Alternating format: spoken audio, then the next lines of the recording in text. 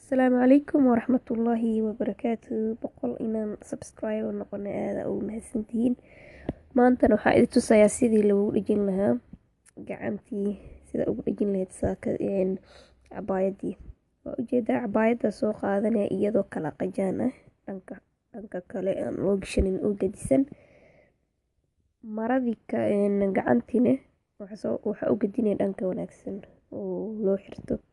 kadib waxaa ula jeeda waa arki doontaan, waxaa isku soo aaday dhanka labadii dhan oo fiican. dunta adaa arki doono. marada gareyda ah oo sleeveless oo lahayn waa isku aadayaan. biina ku dhagsanaysaa saa ujeedid, si fiican u daawo. biinka marka aad ku dhagsatid waa soo tolay. kadib markaa gadisid waxay kugu soo baxee wixii sida isku qabsan lahaayeen sidaas ah. oo maradan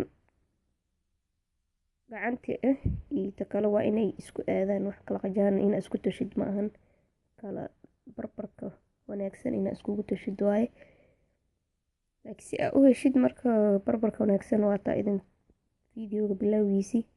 marada koowaad ee cabaayada inteeda kale waa kala gedine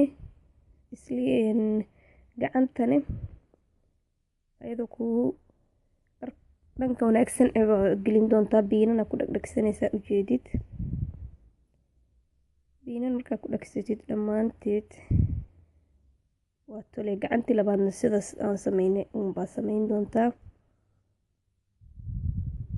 ujeediin biinana ku wada dhejinoyaa, way isku soo aadayaan. markaa tashid oo aa gedisid ayaad gadaal ka arki doontaa waxa aan sidaas u yeelnay.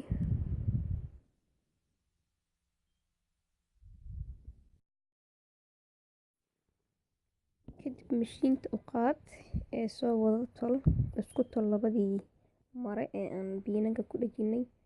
gacanta labaadna sidaas ayaa u sameyn doontaa. saas ayaana ku dhamaysatay labadii gacanood. waxaa inoo dhiman inaan ka tolno qoortii, hoosna aan ka laabno, gacnahana marada aan ka laabna. kaasna cashirka dambe uu noqon doonaa. aada u mahadsantihiin. soo dhawaada, subscribe samee, kana mid noqda ciyaarta ku tixan youtube-keyga. wasalaamu calaykum waraxmatullaahi wabarakaatu.